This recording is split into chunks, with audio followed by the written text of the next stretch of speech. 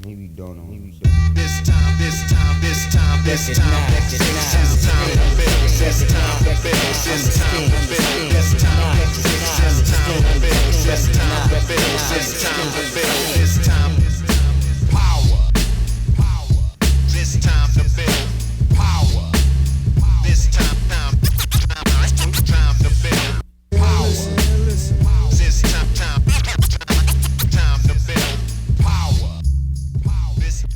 What's up, everybody? I am your host, Chris Hampton. Welcome to episode 174 of the Power Company Podcast, brought to you by PowerCompanyClimbing.com. It's been a minute. I have been recording a lot. I've been stuffing the coffers full of podcast episodes, and I've had some really beautiful and challenging conversations over the last month or so. I'm really looking forward to getting those out to you. We're going to continue talking about climbing, of course. It's this thing we all love. It's this thing we all breathe. We're going to keep talking about that. We're also going to keep talking about race, about sexism, about homophobia, about all of the things that affect this community and all the others, frankly. Climbing isn't special, and I think that's been shown in some really unfortunate ways recently. Climbing isn't special. There are just as many racists, sexists, homophobic people in climbing as there are in the general community. So we're going to keep getting stronger. We're going to keep getting better. And that means in climbing and in the rest of our lives as well. While most of my conversations recently that I've been recording have revolved around racism in the climbing community, I have had some great conversations just based on climbing as well. I sat down with one of my heroes, Paul Piana, and talked partnership and big dreams with him for quite a while, actually.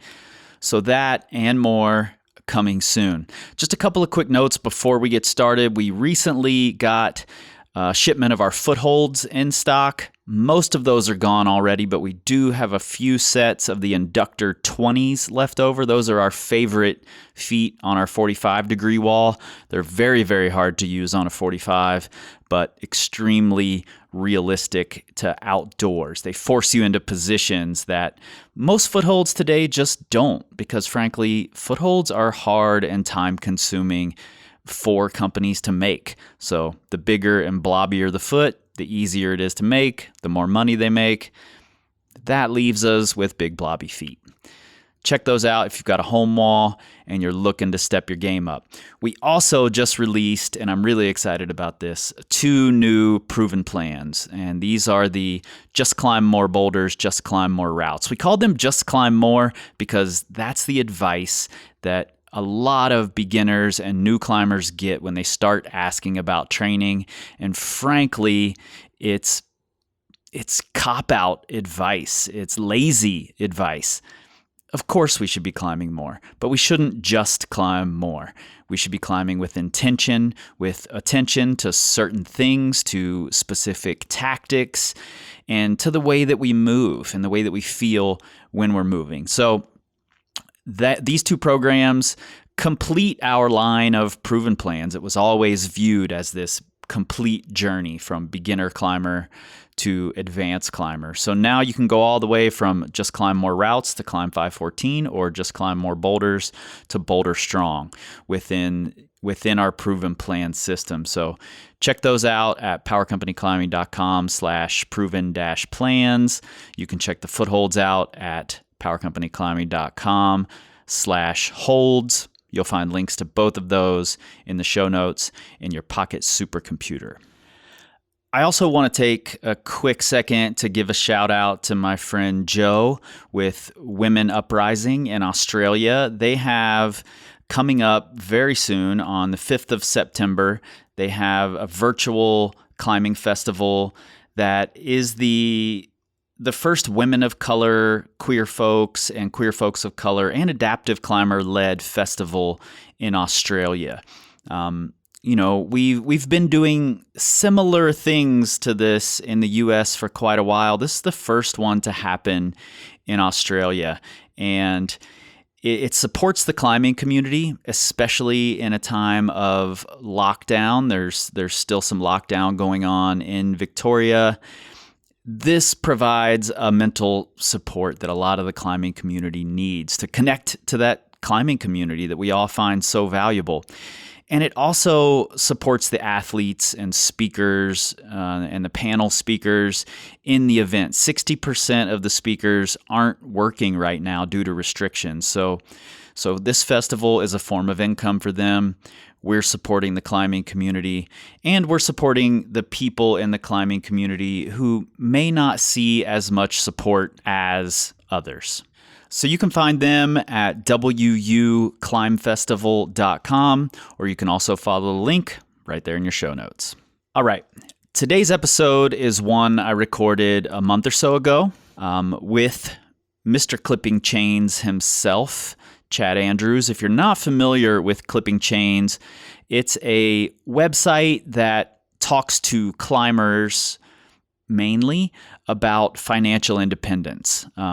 Chad has a really interesting story, and he gives advice in a similar way to how we approach climbing and improving at climbing. So his approach really resonates with me. And finances is something that we for some reason it's taboo to talk about, but it's something that's always a part of our lives, and it's always a part of my life as a business owner, as somebody who's recently moved to a new place and has completely switched their life and their lifestyle around. It's something that's in the forefront of my mind pretty often. And while I do a decent job at it, it's an always improving thing. And this conversation with Chad was really enlightening for me, and I think it's a good one for us to get back on track here at the podcast, life in general. Let's get into it. The best time to invest was sometime in the past. The second best time is now, because we never know, and I don't care who tells you, they say they know where the market's heading, they're full of shit, and you should run. This time to build power. This time to build power. This time.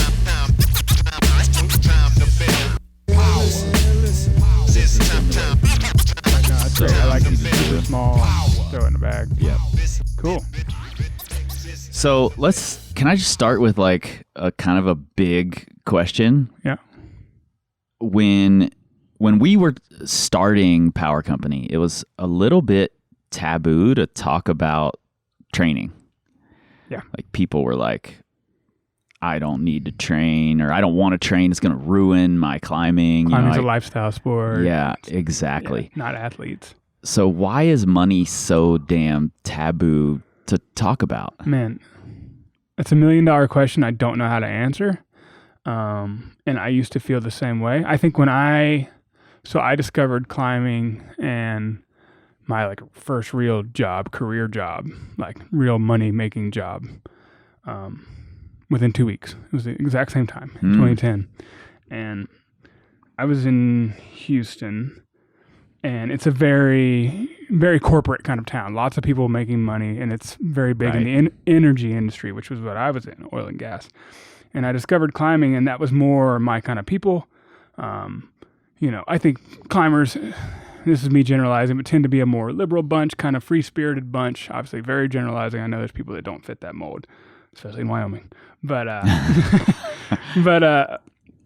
I was a little apprehensive about talking about what I did and how much money I made, because I just thought people wouldn't identify with it and would think that I was, I don't know, something different.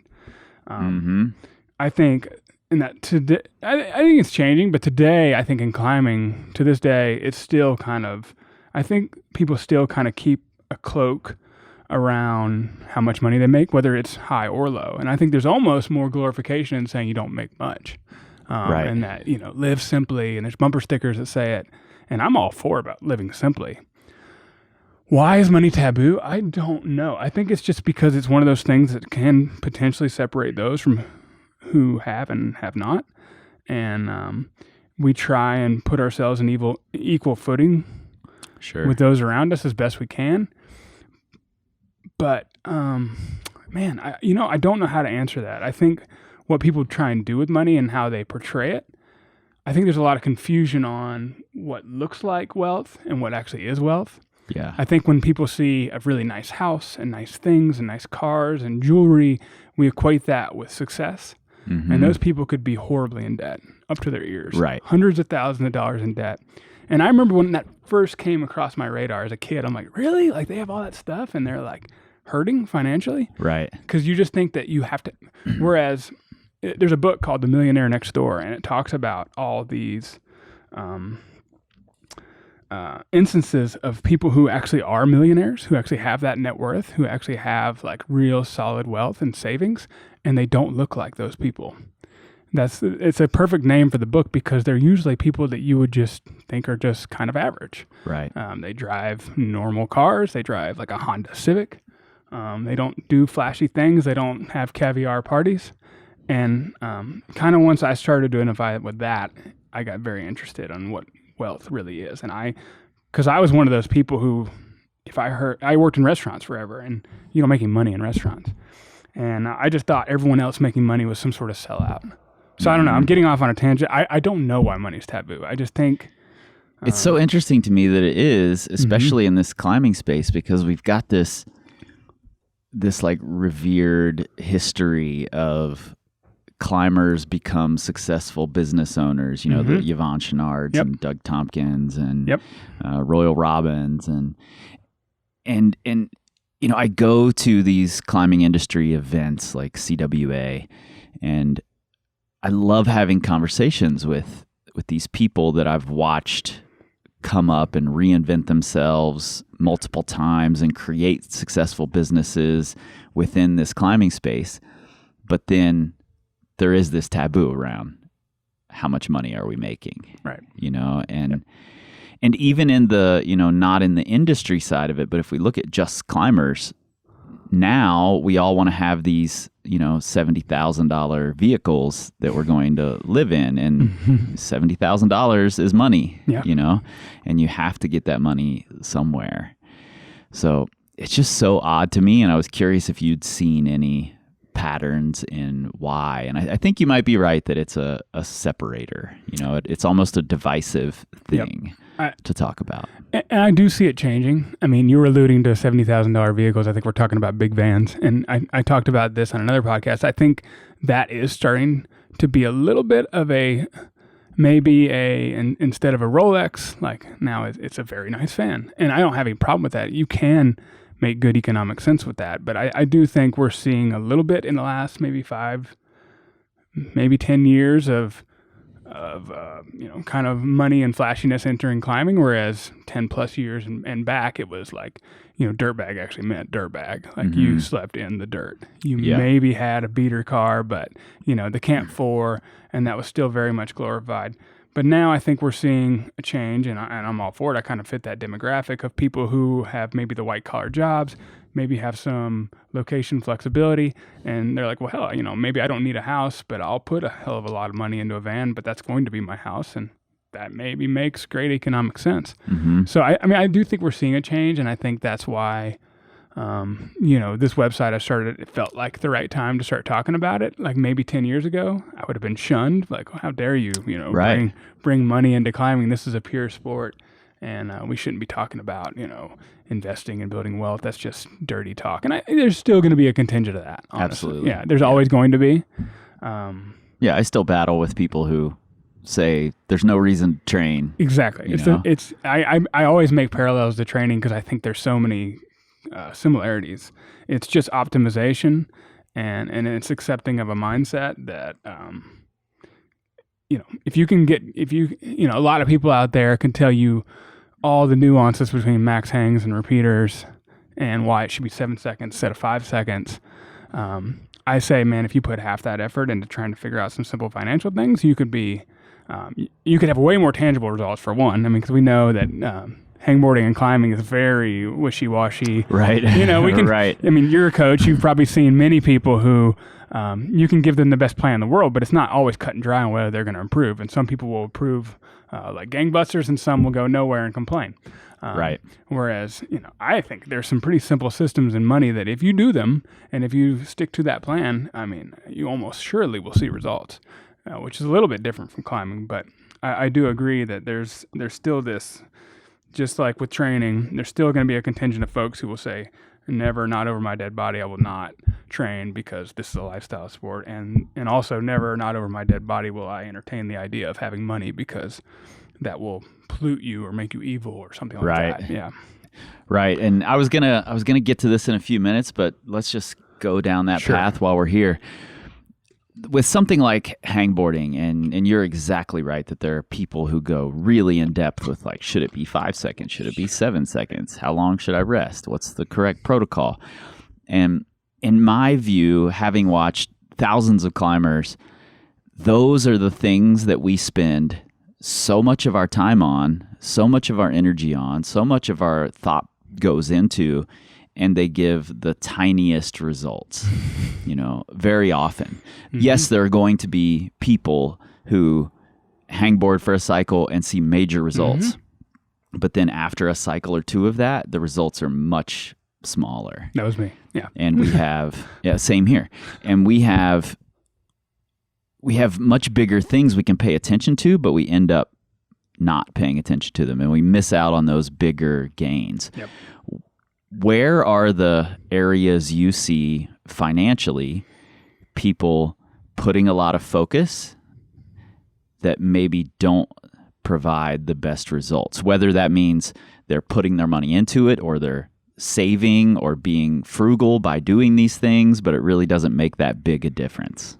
In general, I'd say I just don't think people put much effort into it at all. Mm-hmm. I think a lot of people, they check their online checking account, and if it is in the green, we're good, Right. And that was me. As long as there's something there and the next paycheck's coming and you can buy groceries this week, then you're good. I think for people who are kind of the next level up, optimized, maybe I get this a lot actually from climbers. This is the feedback I get a lot, is that I'm good at being frugal. And this was always my hypothesis, and it's been borne out by people who reach out to me. They're like, I'm good at being frugal. I save up to 50% of my income, which, by the way, in most of society is huge. Like, most people really struggle with spending. Yeah. I think climbers, for all the reasons we've already talked about, that live simply ethos, are actually pretty good at saving.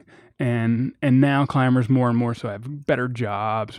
Maybe they're nurses, doctors, lawyers. I mean, they're making money, but they don't see the reason to be spending tons of it. So they're actually good at making money and saving it, but they kind of stop there.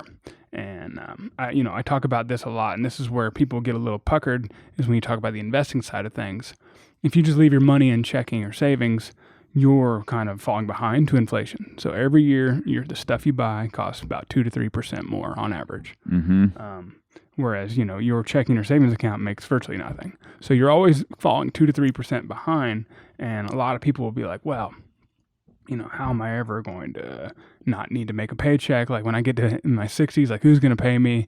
And so that's where you got to find some vehicle that's kind of outpacing that inflationary effect. And so that's why we kind of talk about getting into these simple kind of investing strategies. And so that's where I see a lot of people kind of stopping, is maybe they're good at saving and they're good at having a target and say, okay, I want to go on this trip, or I want to buy a van, or I want to go, whatever. Usually it's a trip, something like that. They're good at saying, I want to build enough money for this. And that's where they kind of stop. And if you put in these automated systems, like a lot of times I tell people for investing accounts, I mean, this is a whole other can of worms we can get into if we want, but a lot of times you can just you're already paying yourself, right? You're not spending more than, I don't know, whatever percent of your income. You've got this check and you're spending some portion of that, but not all of it. What we did, starting 5-7 years ago, was just allocate that money to go to an investment account. And we did not have to do anything. It was not manual. We set it up. A lot of these companies, these brokerage accounts, have automatic contributions.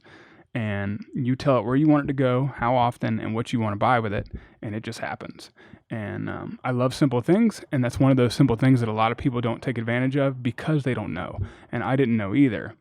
I think there's also this perception that like investing again is kind of has this essence of bad, evil, Right. kind of A wrong, little like, slimy. yeah, because you think of like the Wolf of Wall Street and people like, the old 80s style of like investing is like to, make shorts and bet on failure and things like that.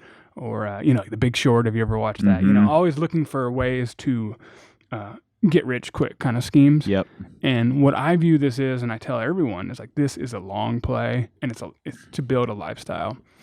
I'm not thinking about 3 months. I'm not thinking about 5 years. I'm thinking like 40 years. I'm thinking 60 years. And so you just build these little systems. And I kind of think of training again to keep making that parallel. It's like you're not hangboarding for today. You're not hangboarding for your project even in a month. You're kind of hangboarding and training for 2 years out, 3 years out, 5 Right. years out. And I think it's hard people to wrap do- your head around that. I think people do make that mistake of, I want to train, and I see this all the time. I hear it all the time. People saying, I need to get some power endurance before Saturday, Exactly. and I'm like, it doesn't really work that way, Yeah. Yeah, and I just get that all the time. I need to do this thing right now to set myself up for now, basically. And training is for the future, Yep. essentially. It's this long-term thing. And so, basically what you're getting at is that when it comes to money, people think about the immediate Yep. more than they think about the big future Right. picture. Yeah. They're either saving for that trip in 3 months or maybe a year, or even people I worked with, in the oil and gas industry that had expendable income and wanted to invest. They were still thinking of like, oh, like this stock's super hot. Like I'm going to make a killing on this and then I'm going to get out in 3 months. Like, and that's a very dangerous behavior and it's a great way to lose a lot of money. Yeah. And that's why these sort of things I think get a bad reputation because somebody's uncle went and bet on some crappy company like Enron or something and lost all their money. Yeah. And now these sort of things have a bad name and have a kind of just kind of dirty, slimy, like you said, kind of aura around them. Right. But what I appreciate about what we're calling, I guess, this financial independence movement is that there's a group of people who saw the possibility and just taking it easy, taking a long-term approach, and just doing things that are not sexy at all. And this is why I keep going back to training because I feel like training is very much the same way. No matter what your sport, it is very unsexy day in and day out. It's Yeah. usually quite frustrating. Yeah. And there's no 1% growth session over session. You don't see it, you don't feel it. But you go back and you look in your journal a year, 2 years ago, and you're like, yeah, I'm a better climber for sure. I'm a stronger climber. All these if you're doing it right. And I feel like money is the same way.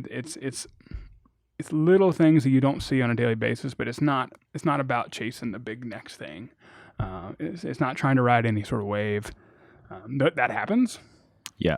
but you can ride it down too. And I'll try and stop touching the table. But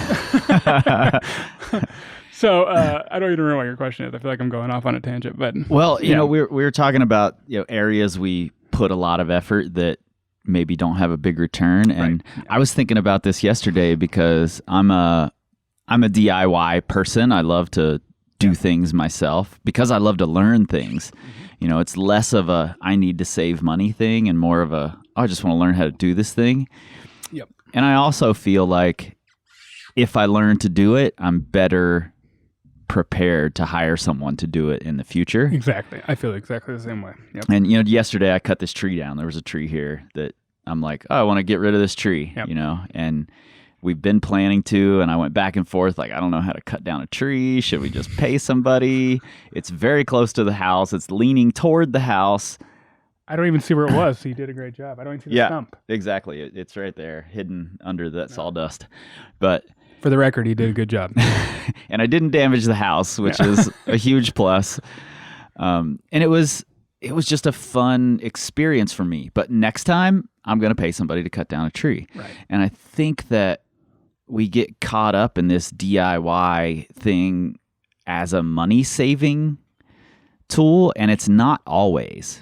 Sometimes it can be, but oftentimes you end up spending 14 trips to the hardware store to buy all these new tools.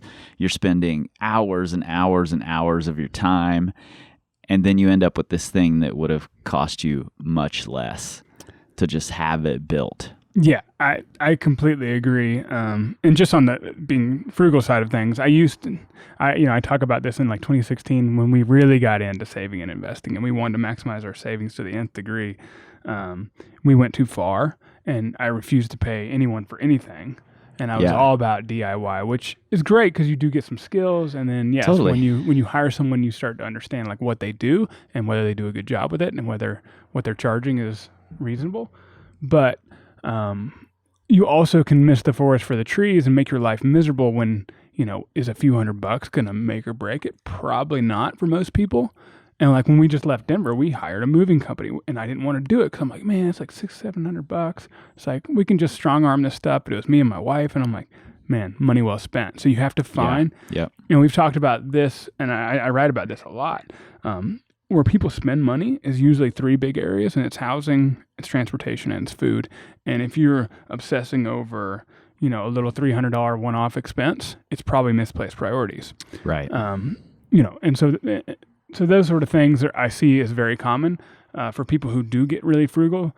They'll kind of go overboard on little stuff and be missing the fact that they're paying way too much for rent or something like that. Right. These really big things that are recurring expenses every single month that we kind of just take for granted because it's like, well, I got to live somewhere. There's the common like fancy coffee conversation about save this money, save your $3. Make coffee at home, right? And yes, that does add up. Sure. But there are bigger places we could be paying more attention. Yeah, you have to be mindful of the death by 1,000 cuts because that can happen, But it's usually some big ticket items, just like in climbing. Like, don't worry about 7 versus 5 seconds. Are you focusing on skills? Do you have like the foundations covered before you're worried about, 7 versus 5 seconds on a half pad edge? These little things that we kind of get obsessed over. And I think it's just human nature because especially in a sport like climbing where there's very few tangible things that we can latch onto. Yeah. I think we get really wrapped up in those. And, but man, I always tell people if you get that into training and climbing, you'll find money to be a breeze. Like a lot of this is just a little bit of research, maybe for a few hours. And you can get some systems in place and then it's autopilot from there. It's easier. Yeah. So I'm not going to go too deep into like your background or any of that. If anybody wants to know that, I think it's the Nugget podcast that you were on did a really great job of working through a lot of these things, and you should definitely go listen to that if you want to know more. But one thing I do want to know is you don't like to use the word retired. You use the phrase financially independent. Yeah. And what's the difference there, and what does financially independent mean to you? Well, okay. So truly there isn't. So I guess just to give a little bit of background, just for those who haven't heard of me at all, we pursued this thing where we would build enough net worth, basically savings, to, in theory, never work again. And we hit that target early this year, right before the world kind of went to shit. But we're still there. We're still in that kind of realm of what we'd call financially independent. In that, from that point on, work does become optional. At least paid, traditional, W-2, kind of working for the man kind of stuff becomes optional. I don't like to use the word retired because, well, for a few reasons. One, I don't like the image it conjures up. I think the image that comes to mind when you hear someone say they're retired is that they're sitting on the beach with a daiquiri and or just like watching YouTube videos because you're bored and just kind of sitting on the lazy boy. Right. I don't like that image. A lot of people like to use it in the community. They strongly endorse the image because they want to show that they're young and they accomplished something. And I understand that. I mean, they kind of want to wear it as a badge. But I also think work is deeply meaningful. That's why I set this project up. I knew we were on the the final kind of landing strip here of where we were headed financially. About 2 years ago, I started this because I wanted something to kind of like slide into if I was going to leave my job. And I didn't want to just climb and I didn't want to just travel. I've seen how that can get unsustainable at a point. And how did you know that was going to be unsustainable? You told me earlier that you've never really taken more than a week or two long trip. Mm-hmm. How did you know at that point that going climbing all year I just wasn't know what you wanted? Well, for a couple reasons. One, I knew from there were people who came before us, right? This is a movement. There's actually quite a number of people who have achieved what we've achieved. We're not that unusual anymore. 5 years ago, it was still kind of an unusual thing, and now it's really grown. So there were people that came before us who were like, yeah, we traveled the world for like a year or so, and then you got kind of bored with it. So there was a little bit of that, seeing those who had come before us. But I also knew just me, like I very much rely on a schedule. I very much rely on structure. I remember even in college having the summers off and just being like kind of blasé about the world. Mm-hmm. And I just knew, well, and I've listened to a lot of podcasts, listened to yours. I hear people who don't have any other obligations other than to climb talk about how it can be, a point of diminishing returns on that. So I just knew I really like to have a focused effort on something. I like having accountability. That's why I insist on publishing new articles. I've yet to miss a week yet, as far as I know, I think. Nice. Yeah. I like having that self-imposed deadline, which some people find anal, and I can be anal. But I just knew that just waking up and just kind of waiting around for the shade to hit the cliff every day and just lounging in a hammock was not going to do it for me. Mm-hmm. And so I think, and I also think I'm going to make money again one day. Like Sure. I want to do something and there are things about business I like other than just the money-making aspect of it. I think like building something, like I've always admired what you've done, and that's why I reached out to interview you, is because I admire these people who go and make a business out of something that doesn't seem like it will work. And in Right. your days, like you said, training was There's not... still days where it doesn't seem like it work. Training does not seem like something that would pay the bills. Yeah. That you'd be able to buy a house and, have a lifestyle. And I really admire... But I could not take the financial risk of doing something like that. For me, I need more stability. I just couldn't walk away as many times as I wanted to walk away from my corporate life in the 10 years I did it. My wife and I resolved to do this, but we knew that we were going to have fun for a while, which is why we're on a road trip now. And I intentionally kind of wanted to experience this because I hadn't. But I knew that one day I was going to want to buckle down. And so the platform I run now, I do it 100% free. I run some ads just to cover costs. But I don't want that to be a business. But I do, whether it's writing one day or something else that I haven't really sorted out, I do want to work. And I want to have something that maybe doesn't take 8 to 10 hours, like doesn't feel like a slog like a traditional job does, and ideally doesn't require a commute or bosses. I like being my own boss. Yep. But that was the whole point, like build this point of financial stability where you can call your own shots. And you also don't need to be successful in the traditional sense. You don't need to make $40, $50, $80, $100,000. Like if we made $5,000 a year, I would consider that a success. Now, anyone else would call that very much a failing business. Right. But it's that much less I have to rely off my investments. It's what's called sequence of return risks. Like if you can have little income streams coming in, you don't have to sell shares to live off of it. We're kind of getting in the weeds, but basically, if I made $5,000 doing something like maybe writing for a magazine or writing a book, like that would be kick-ass. Like I would be like thrilled. I'm like, wow, I'm a successful business person. But by any other standards, that wouldn't cut it, And you'd have to go get another job or really push on the marketing or something to build it. So that was my goal, and so that's why I retired. That word doesn't do it for me. And I also kind of think like, if you told somebody that, like if I told my neighbor on the street, like, oh yeah, well I recently retired, they'd be like, what? They would just automatically assume that maybe, I don't know, dad died and I got some huge inheritance. Right. Absolutely. Or some sort of trust fund kid. I don't know, man. I just it's still hard to talk about. And that's why I started this website, because money's taboo. And I started as a way to kind of talk about things I didn't feel comfortable talking about in person. Yeah. And I'm glad that people seem interested now. But at the time, there's no way, even to this day, that someone I don't know well, I would walk up to and be like, well, I quit my job because I don't have enough money to live off of forever. Yeah. And well, there's definitely a taboo in America anyway around not working 60 hours a week. That's another thing. When I was painting murals, and I would be talking to some of my coworkers and other contractors would listen in, on my future plans, or if I was on a construction site working on a mural and I told the head contractor, I'm not going to be here on Tuesdays because I go rock climbing on Tuesdays. Right. He's like, what in the hell are you talking about? You can't leave in the middle of the week. 100%. And I'm like, watch me. That was my experience in corporate America, 100%. Like I worked for, especially the last company I worked for was very much work hard, play hard, small company, kind of driving ethic. We were given lots of vacation that they didn't expect you to take. As a perk that meant nothing. It was empty because all my coworkers did not take vacation. It was like everyone's kind of looking around the room comparing themselves, like, okay, Johnny's not taking vacation. Sally's not taking vacation. I'm not either. And I used every bit of it every year that I worked there. Yep. And I'd be like, well, I'm going to take 2 weeks. We're going to Europe.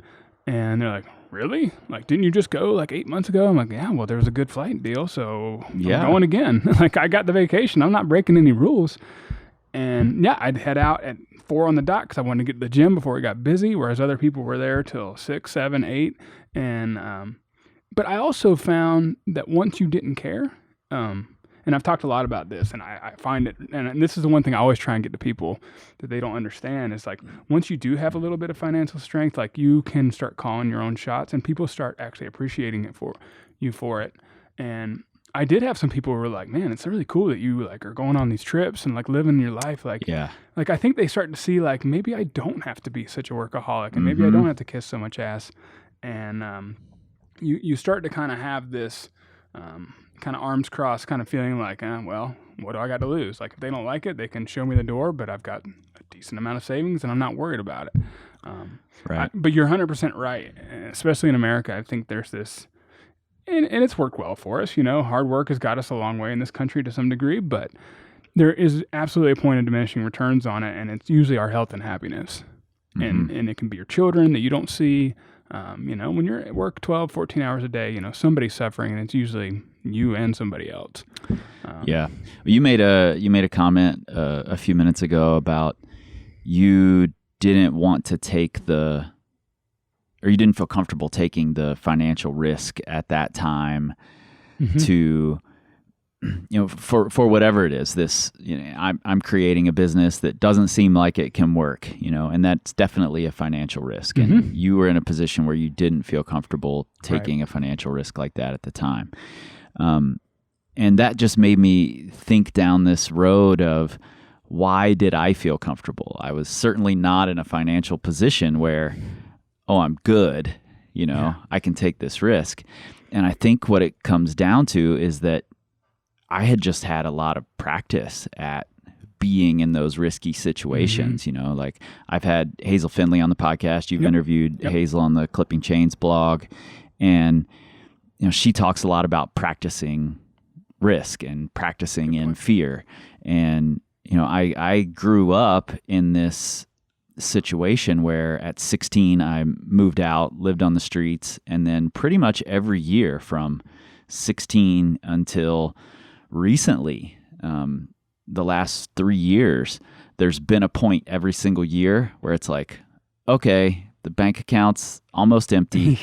I need to figure this thing out, and I need to cobble some things together. I need to get back in the green, and I've just gotten good at cobbling those things together.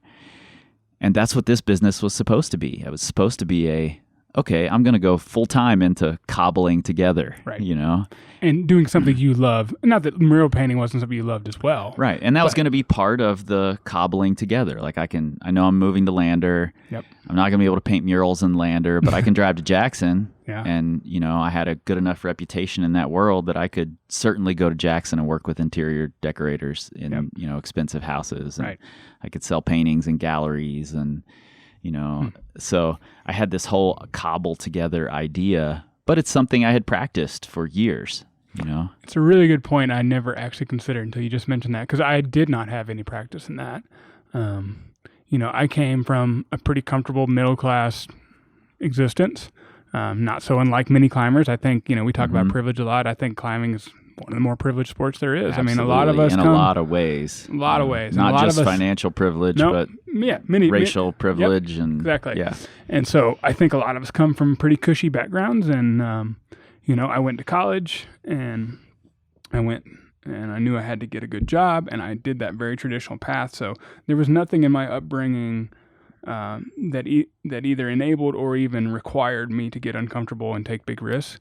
And so I didn't. And so I just did the traditional path. I went to college again, got a master's, and then I went and got the big corporate job, which which to this day is still considered a damn good path. Like, that's supposed to be successful. For sure. Unfortunately, and I've talked to more people than I care to admit, that a lot of people get those jobs and are not super happy with the results. I mean, I think a lot of workplace culture, all the things we've talked about, overworking, kind of burnout, those sort of things, there's probably a little bit of generational kind of like, there's probably a little bit, maybe the jobs haven't changed that much, but people's perception of that kind of world has changed. But, it's really interesting that, someone with your background, like, what do you got to lose? Like, right. You've seen worse, so why not just try? I knew I could figure it out. Yeah. So why not just jump in and try? And then I just followed the successful elements. Yeah. Rather than stick to this plan I had built to cobble things together, I just followed the successful element and kept building on it. Kept finding what parts of it do I enjoy and build on that. And you just said something that made this question pop into my head. Is it okay to use a job, a career, as a means to an end and have it not be the thing that makes you happy? Yeah. So, I mean, that was the approach I took. I mean, I knew very early on that I didn't want to do this forever. It took me 2 weeks or so to realize that. It was very quick. I'm like, office culture, like, for one, I was in Houston. I was not in the city I wanted to be in. Nate, do you hear that? Yeah. Sorry, buddy. We've talked. He knows. So, yeah, I knew I wanted to. So, yeah, I was like, this cannot be forever. I thought this would be something that would do 3 years, and I'd go back and get a PhD and, like, be a professor. That's what I really wanted to do. But then once we kind of discovered this whole financial thing, we were like, we could use this as a building block for something else. And we decided to go the full Monty. And on the Nugget, I talked with Steven about this. It's a sliding scale. And I've got a guy I'm interviewing right now, otherwise a pretty normal dude. But he actually wants to use these same methods as just like, okay, I'm going to work in this kind of, I did the traditional thing. I got the engineering degree, and I'm going to go into a corporate job. And by the way, this doesn't have to be like high salary engineers kind of stuff. Sure, you could be a teacher and do the Yep. same methods. And anyway, so he uses this. He wants to build up towards taking a trip in a couple years. And knowing he has a very solid financial background, he can then say, well, okay, well, maybe we pursue that more meaningful work that doesn't exactly allow us to save a ton, but pays the bills. And we've got these other background investments that are kind of building, and we're good. Like, maybe I won't go back to corporate America. Maybe I'm only going to do this for 3 to 5 years. And so that's what I tell people. It's like, I think there is a tendency to want to, like, especially now, to go and chase a passion, which can work. But I think you can attest to it, that it is not something that doesn't come without a hell of a lot of effort and really building something. And it can be just slow grind, and you have to be a craftsman, and you have to hone the craft. And I think you can chase a passion, but it's going to be a lot more work than you think, and it may not pay for a long time. Right. And you have to be able to do that. And a lot of people don't make it past that point because they don't have the financial, security to kind of like, risk not making money for a couple of years. And so they have to kind of just start, I don't know, going back to an old job or trying to cobble things together otherwise. Yeah. And I've heard you talk about this, and I built this whole business kind of based around an independent hip hop label model, and one of my favorite hip hop podcasts also talks about this quite a bit, where one of the best ways to move into doing something that's your passion, quote unquote, is to just make it your like side hustle for a while. And keep your regular job, work on this side hustle for a while. And if you're still passionate about it 3 or 4 years down the road of it being a side hustle, then maybe it can work. But it's really easy for us to get like attracted to the bright and shiny lights of being an entrepreneur and the greener grass. And in America, there's this, it's either or. It's like either you're corporate, you work 60 hours, you love this thing, or you quit your job and you follow your passion. Right. Exactly. I hate that. And it can be both. Those black and white. I've talked about that a lot. I think that people either think you have to be a corporate drone in a cubicle for 40 years, or you're pursuing your passion, which probably doesn't pay, but at least you're happy. And I think both of them can go horribly, and both of them can go really well. But there's often a sweet spot that doesn't require such extreme. And yeah, I kind of agree. Like, this was kind of my approach with this website. I started it while I was still working a job, and I would just kind of moonlight it. And again, this is not something I was trying to build as a business, but it gave me meaning on the outside, and it gave me time to kind of stumble through it. So if I did want to monetize it, by the time I'm not working that corporate job, I've had 2 years of skill development. Yeah. 2 years of kind of, honing the craft again, like learning the background of web design, learning to be a better writer, learning how to market, on social media, all the stuff I hate to do, but, and it's a skill. And learning the super valuable skill of putting out content every week. Yep, exactly. And having that accountability. Like, if I just quit and then all of a sudden it was like, okay, it's Monday, I need to, here we go. Like, you would have been over your head, and you'd be trying to drink from a fire hose. And so that's honestly the advice I give to a lot of people who are trying to consider certain things. I'm like, well, and also you may not like it. You may think it's a passionate pursuit. Exactly. And if you don't kind of moonlight it on the side, you may all of a sudden be like, damn, this was not actually what I thought it was. This is harder than I expected, or the work isn't as meaningful, or, I agree completely. Yeah, I think that's a really important distinction to make, just because we're so indoctrinated into these two, like, contrasting ideas, You also said something about you reached this level of what you consider financial independence, and then the world went to shit. The coronavirus hit, everything shut down. On the surface, it seems like, okay, you've reached financial independence, so what does it matter if the world went to shit? So I'm assuming that there's money in the market there, and that's why that's concerning to you. Most of the money in the market. Yeah. Right. So can we talk a little bit about putting money in the market? Because I think that can be a really scary thing, especially if you're paying, if you're hyper attentive to the details of that and looking at it on paper. It can be really scary to watch your money fluctuate, especially in these times. And I've had money in the market since before the crash in, I don't know, what year was that? 08. Yeah. And I had money in the market then, and continued contributing all through it. Up until just a couple of years ago, I was contributing, and I'm planning on starting again this year, now that my business is doing well enough that I can. Margin. Yeah. And can we just talk a little bit about 100%. I'm glad you putting brought that money up. in? I think that's one of the most underappreciated things. Like, I'd say up until February 2020, every investor was a great investor, and they were all very confident. Right. And everyone was making money, and everyone knew all the right things to say, and was like, I'm strong. I'll never take my money out, because the idea is that you're always contributing, like, at least once a month, and you leave it in, and that volatility comes, but you're a strong badass, and you have nerves of steel, and you'll weather it. But sure enough, so what happened in February, for those that don't follow financial news, is that the stock market fell by about 30+%, and in 2008 it was about 50%. So if you're someone like me and you have 95% of your money wrapped up in the stock market, which I do, that means 95% of your money takes that ride. So we lost 30% of our life savings in That's February. Terrifying. Yes. But I'd also made a plan years in advance. I knew what I was getting into, and I knew that these sort of things happen on average every 10 years or so. These are the forest fires of the economy.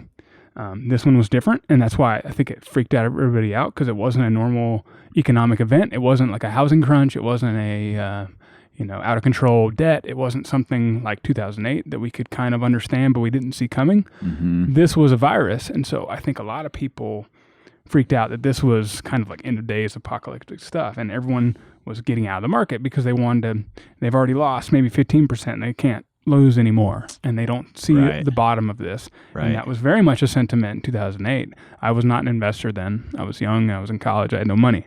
But I've talked to a lot of people since, and they said, you've got to understand, man, when you're living this, and every day you listen to the news and all these talking heads, and people who are professionals who do this for a living say there's no end in sight and this is different. This time is not like anything we've seen. This is going to be like the Great Depression.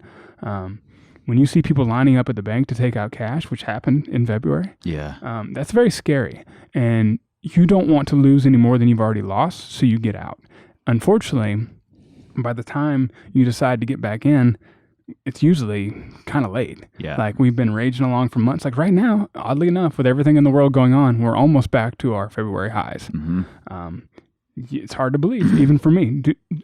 I had a guy ask me a month ago, was like, is this a time to invest? Because it kind of seems like everything's kind of back up, but the economy doesn't feel good. And I'm like, man, yes, it is. Because the best time to invest was sometime in the past.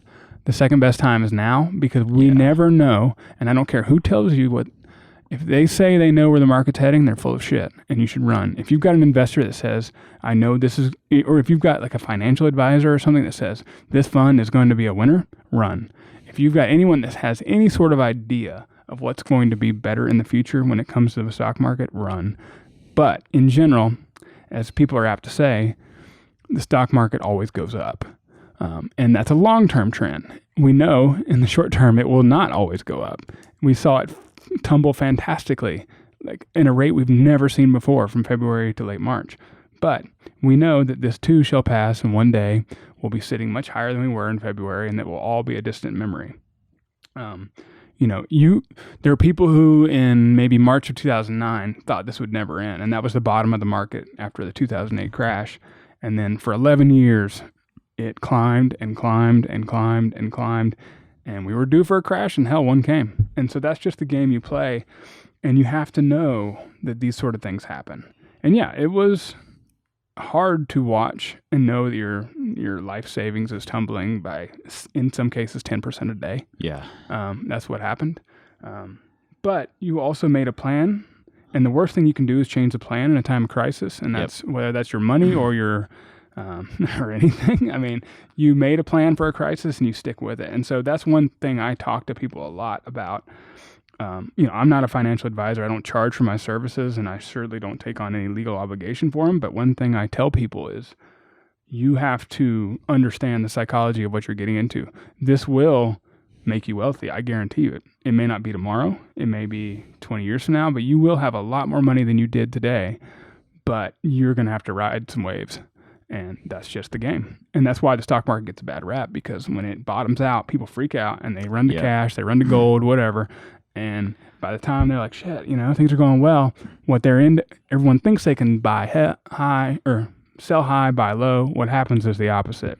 They sell at the bottom because they're freaked out and then buy somewhere towards the top when things are looking good again. And they repeat that cycle, and they don't make any money in the stock market, and they, wax poetic about how bad it is. But if you understand that psychology and you ride it out, I see it will work. I mean, to keep drawing the parallel, I see it in training all the time. If somebody has a few sessions where their weights on their hangboard had to drop, if you quit there, you have a bad story about training. Like, training doesn't work. It made me worse. I've heard them too, and I don't even do it for a living, so I'm sure you've heard of many more.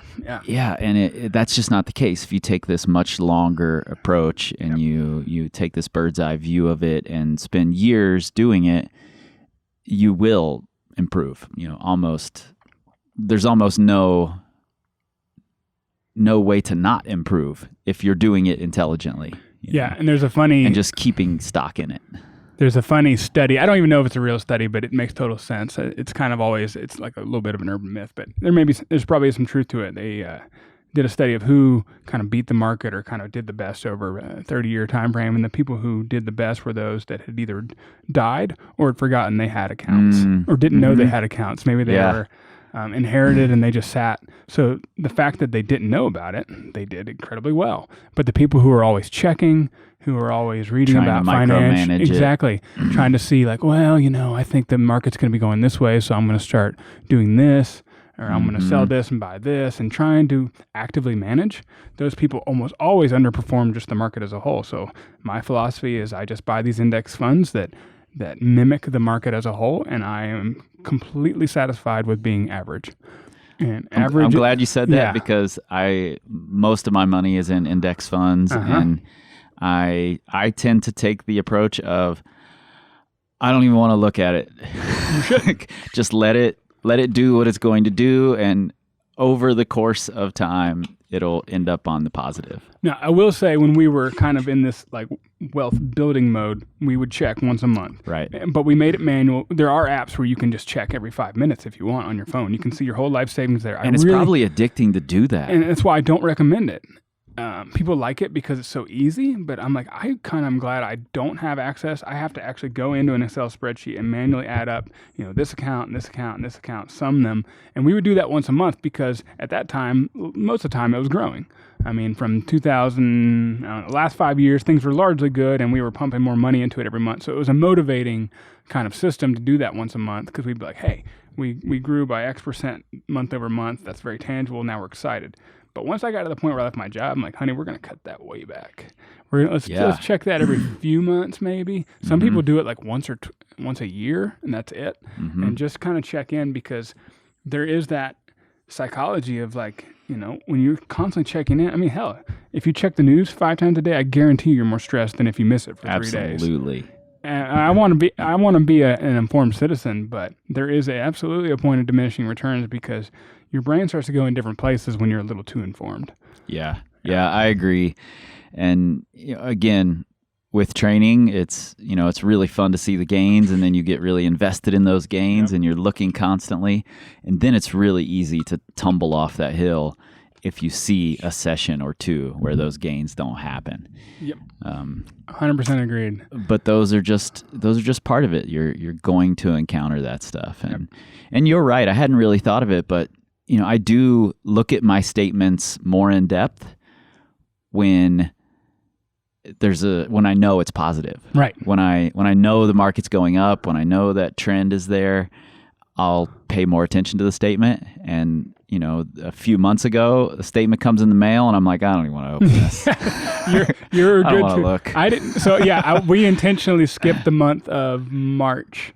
Yeah, it was March because I knew how bad it would be. That was like the bottom of the market. We usually do it on the 15th of every month, and the market bottomed out on March 23rd, I believe. And I knew it was going to be bad, and I was like, let's just skip this month. I don't even want to know. It's just best that you not know because there's a lot of actually studies into this that the enjoyment of seeing your money grow is not nearly as powerful as the crippling fear of seeing it float away. That is far more motivating for people to take adverse action than to watch everything. And that's why I say everyone was a great investor until February because it was easy to be like, oh, I'm making money and I know so much about investing, but I can't tell you how many of those people who 3 months earlier were so confident in their methods, on social media talking about, well, I'm getting out, you guys are crazy to stay in this. This is nuts. Right. And here we are. We're almost back to the top. And will it fall again? One day. Absolutely. Yeah, sure will. It will. I love this phrase that you used, that the best time to invest is now, and the best time to invest is in the past. Sometime in the past. Yeah. And the second best time is now. Yep. And I don't know if you made that phrase up or if you got it somewhere, but I'm going to credit it to you regardless. So generous. From here on out, that's your phrase. And that's totally true about training too. I hear people all the time concerned about, well, I don't want to start training now. I'm going to wait until this moment. Yeah.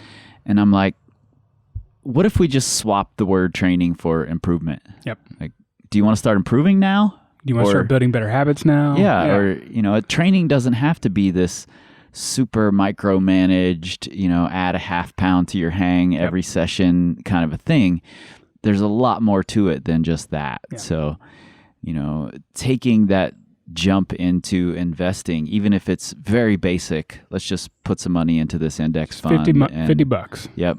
And get started that way. I think that's how I got started because I had all those fears that everyone else has that's new to this, that I hear all the time in emails. Like, I don't know, man, this seems a little, and I had those same fears. I knew I should be doing it. I heard all these good things that says you should be doing it. So I was like, okay, I've got like $500 I'm willing to put towards this. And I just kind of sat there and then it took years later until I kind of discovered this movement where people were like, no, you don't just do this with a little bit of money. You go all in. Yeah. And you just have to know, but that the psychology piece again, like when you go all in, I mean, the chips are on the table and you're riding this thing for the long term. And we just have to believe that everything that's happened, in the last 100+ years of stock market behavior will continue to the future. And if you don't believe that, then we're all in big trouble. And it doesn't matter if you're an investor or not, because if the economy doesn't improve, we have bigger apocalyptic problems. I mean, how could you be any worse off than anyone else? I mean, if the economy does not continue to improve, then you can hate big business, you can dislike those sort of things, but I think we lose track of how easy our lives are because we do have a constantly improving economy, and how lucky we are for that. And I struggle with that a little bit too, because by investing in the economy as a whole, I do buy small pieces, not intentionally, but just in these index funds, you buy pieces of businesses that don't always have the greatest track records, but you have to kind of look at this and there are ways of getting around that. There actually are index funds that are have these sustainable labels. They don't maybe buy into kind of crappy companies that people don't like. There are options. Right. Sure. So you have to kind of just weigh that and say, well, how much of my life is really kind of cushy because I live in a place where the economy rages on every year. Yeah. I think we kind of forget that sometimes. How good we really have it compared to a lot of places in the world where that's not the case. Absolutely. Yeah. So, like I mentioned earlier, you all out there should definitely listen to The Nugget if you want to know more and go a little more in depth on, the investing or what kind of money it is we spend on those big three things: housing, transportation, and food, and things like that. We don't really do lightning rounds here on the Power Company podcast, but we're sort of going to we're going to take a little break, and then we're going to do something akin to a lightning round. Cool. All right, break. What's up, everybody? Chris here. I'm not going to take up too much of your time, but I do want to let you know about my new book, The Hard Truth: Simple Ways to Become a Better Climber. It's a collection of 26 essays, no nonsense, meant to shine a light on those qualities that limit us the most as climbers. The qualities that are hard to measure, but simple to manage. Simple, that is, when they're backed with intention. The book was illustrated by my good friend Brendan Leonard from semirad.com, who read every essay and put one of his amazing in-your-face charts along with each one. The Hard Truth will be widely available on May 14th, 5/14. No, that's not a coincidence. However, you can get your copy 2 to 4 weeks early by going to powercompanyclimbing.com, click on the shop tab, The Hard Truth, check out all the pre-order bonus items that we have, and get your order in. Until then, thanks for your support, and back to the show. All right, we have returned. So in the training world, we often we build a lot of drills to help people learn how to climb better.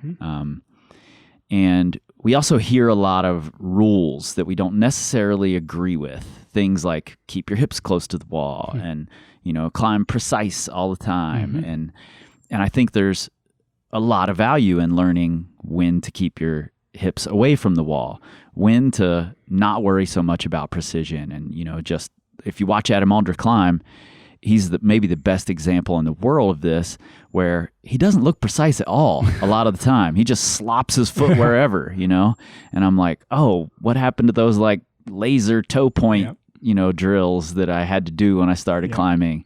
Adam Alder doesn't do it, but then when he needs to, he can focus in on that thing. But he's got all the skills. Right. So we do a lot of contrasts when we're building drills. Maybe one of our most famous are the sloth monkey drills, where you climb once like a sloth, really slow, controlled movement, and then you climb it like a monkey, where you're trying to use your momentum, and it's a little faster and a little more out of control. There's more chaos to deal with. And by learning both of those skills, you become a more complete, better climber. And it occurred to me, preparing for this, that there are a lot of contrasting ideas when it comes to money. And it isn't necessarily true that one is better than the other. They just fit different situations, and maybe understanding both is good for you. Yeah. So what we're going to do in our slow lightning round is I'll give you a contrast that that I think also works for the training world, and let's just riff on that a little bit. Yeah, Sound good? Yeah. All right. Let's start with effort versus effortless. And the way I see this happen in training is like we watch pro climbers and we think, oh, that looks so easy. I want it to look like that, and then we end up in this place where we're never giving full effort because we always want it to look easy, and it doesn't look good if we're giving a big effort. Got my weak spot. And I mean, mine too. That's something I've spent a lot of time working on. Want to now. look in control. Yeah. And I think it's important to be able to switch into that gear where you are giving a huge effort and it shows, and you might still fall off, but accessing that level of effort versus, I always want it to look smooth and easy and effortless. Mm-hmm. I've heard you talk about finance in the same way, that effort is hugely important in it. What do you mean there? Because oftentimes it looks really easy, like, oh, well, these people just have it dialed. They're money people or whatever, right. Number people. They're investing geniuses or whatever. Yeah. Well, one that comes to mind just as you were talking, there's actually many, but I think in my case, I hate that it's my story, but it is, that I had a good income, and therefore that's why I must be able to retire early. And that only people who have good incomes can do this. For one, that's patently false. I could send you many examples of teachers on entry-level teacher salaries who became financially independent. So I think there's a little bit of that saying, well, okay, because you had this big income, I don't have that, and so therefore this doesn't apply to me. I'm going to move on. I've had a lot of people tell me that, well, I only make this much money, so it's really hard to save. So there's a couple limiting beliefs there. There's that you can't save more on any income. I do think there's a point of diminishing returns on that. I don't think people should live like paupers and just, bare bones kind of spending. But I think there's a lot that people don't do to increase their income. If you're in a kind of traditional job, I mean, there's so much you can do, whether that's taking on additional responsibilities, and even outside of your work hours, like we talked about, kind of moonlighting a passion. Like a lot of those things will side pay. Hustle. Yeah, the side hustle. I hate the term, but it's from the hip hop world. Yeah, totally. That's the one I use. Yeah, and well, they use it in the personal finance world too. It just sounds so dirty, doesn't it? But yeah, I mean, like a lot of things people can do on the side, it may not be enough to make a livable income immediately, but if you can add income, all of a sudden that you didn't need to survive on before, and you just keep your spending the same it was, all of a sudden that's something you can now leverage. And again, getting back to the kind of the passion projects, that sort of thing, I think when you see someone, maybe even like yourself, who's got, like from the outside looking in, I want to say it's a successful business, but you may not, see Chris Hampton as somebody who actually put in a hell of a lot of work in the background to get this where it is, and probably still to this day works maybe a lot more than a 40-hour work week, right? And has no real weekends and has no real off nights. That this is a business that it has to be run all the time. So I think people need to realize that, what can you do to change your situation if you're into this if you want to improve your finances, but B, if you want to get in more meaningful work, recognize how much that's going to take and the benefits that come from that, and being a master at what you do, and that being, like Steve Martin said, so good they can't ignore you. Yeah, I love that. Yeah, and it's like the greatest simple quote. I love it. If you're so good at something, then you won't be ignored, and someone will pay for your services. Yeah. Yeah. And that one leads me right into our next lightning prompt here: quality versus quantity. I see a lot of people think that I just do more, or I see people fall into the trap of, I have to make this super high quality, I never have to do more. Mm-hmm. And I think there's real value to both sides of it, and focusing on just one of those things in the long term may not work for you. You might have the absolute best process on the planet because you've spent so many quality sessions learning that process, but then you go out and 8 tries in, you're too tired to finish the boulder, right? Because you've not spent any time with quantity. And like you were just saying, be good enough that they can't ignore you. that's a quality thing. But then there's also quantity of hours of time spent of trying and making mistakes. Talk to me a little bit about quality versus quantity in the money world. Yeah, maybe this isn't where you think I would go with it, but again, getting back to my kind of story from several years ago when we went all in on this and we got very overly quantitative about things, and we were all about maximizing. And I think this is a very common story that you get into this, and whether it's this in terms of finances or get into this in terms of climbing, and you get overzealous and you try and go all in at once and shoot for the moon instead of recognizing the long game. And we were like, okay, we're going to save every single dollar, and we're going to take the joy out of life sometimes, and maybe a lot of times in pursuit of this, because once we get there, life will be good. Yeah. And that you kind of forget that, it's that concept of wherever you go, here you are kind of thing. It's like, you're still the same person. And I will attest 100% that my life isn't that different now that I don't have to work. There are things about it I absolutely love, and I'd never go back to it, to my traditional job in the past. But a lot of things about you don't change. I thought I'd have all the time in the world to do all this stuff. I'm going to go and volunteer my time and all these sort of things. Like, if you didn't want to volunteer before, you're still not going to want to volunteer. You're still going to find excuses to fill your time other ways. And I hear this a lot. And so I guess in terms of quality over quantity, like, we kind of got too obsessed instead of recognizing that there is a journey and a lot of good things worth pursuing in life. And that, you can hurry things along, but it doesn't change the outcome. You may get there sooner, but then you also might be like, okay, well, actually, I haven't really built a life that I'm happy with. So when we slowed that down, I think, and kind of built some processes to enjoying life now, I think that's when we started making it more quality and kind of took the quantitative aspects out of it and said, all right, let's just spend a little bit more money. I mean, this is actually, there are things worth spending money on. Spending money is not terrible. And I think we convinced ourselves that anything other than the essentials was wasteful. And I think there's such value in making mistakes or going too far down one road and realizing you have to back up. I'm glad we did it. So learning all those quantitative ways and understanding what happens when you go that direction just informs the path that you take next. Right, like cutting down the tree might have really sucked. But you're glad you did it, and now you know what it's all about. Yeah, I was positively giddy when it fell where I thought it was going to, but I was terrified up until that moment. Yeah, and we're glad we did it because, talking about the psychology and market falling, like if there was another big calamitous event, and we really did have to cut our spending to calamitous, I like that word. To live within our, we won't get in the investing. You have to live within you can only withdraw a percentage of your net worth every year to make this sustainable, to make it last, because you need that market growth every year. For the rest of your life. But if the market really did fall and we needed to cut back, we know we can do that and still live a pretty good life because we did it several years ago. Right. And it wasn't that bad, but it was also unnecessary. And so maybe cutting the tree was unnecessary. You saved a few bucks, but you're like, okay, I have that knowledge. I can do that again. I'll probably do it better than the last time, but I'll happily pay for it. Yep. As long as I can. Yeah. Yep. Absolutely. Yeah. Oh, that was good. How about romanticizing versus practicality?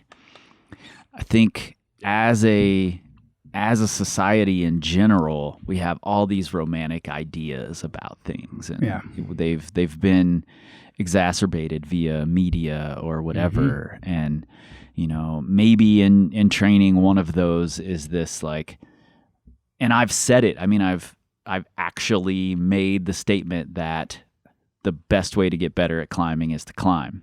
And I still agree with that statement.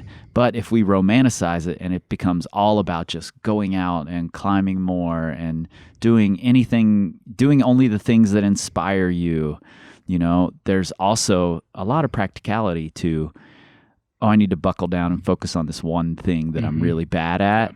It may not inspire me. Right. It's not this big romantic idea, but it's going to make me a much better climber if I put that time into this thing that might feel like drudgery a little bit.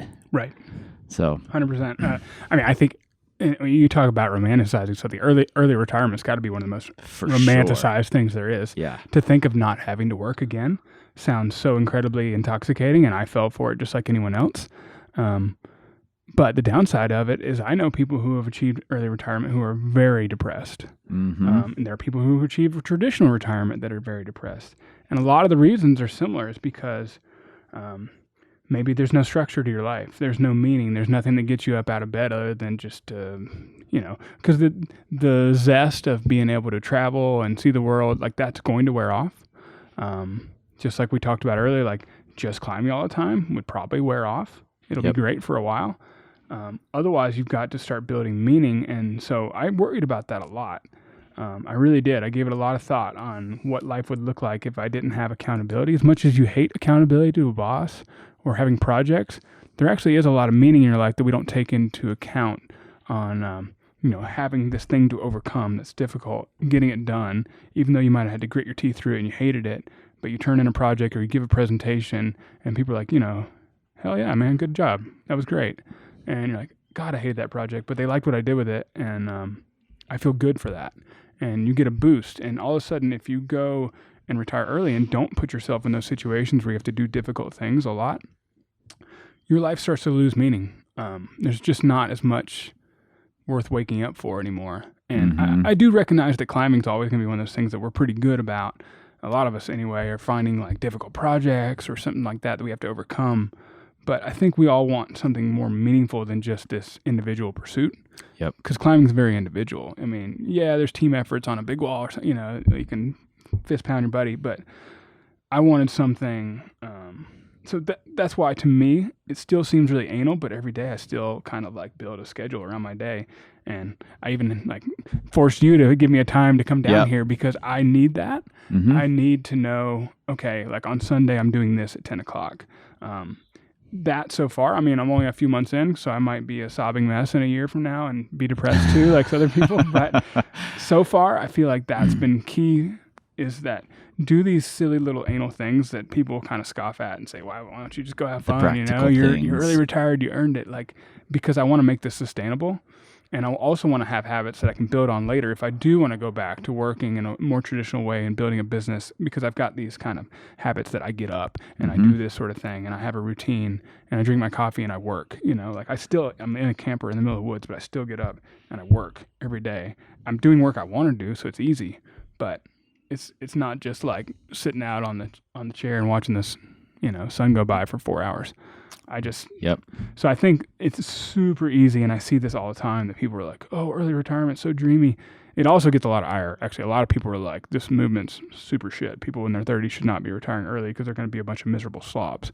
And it's 100% true. You could go that route, and people do, and then they're sad for it.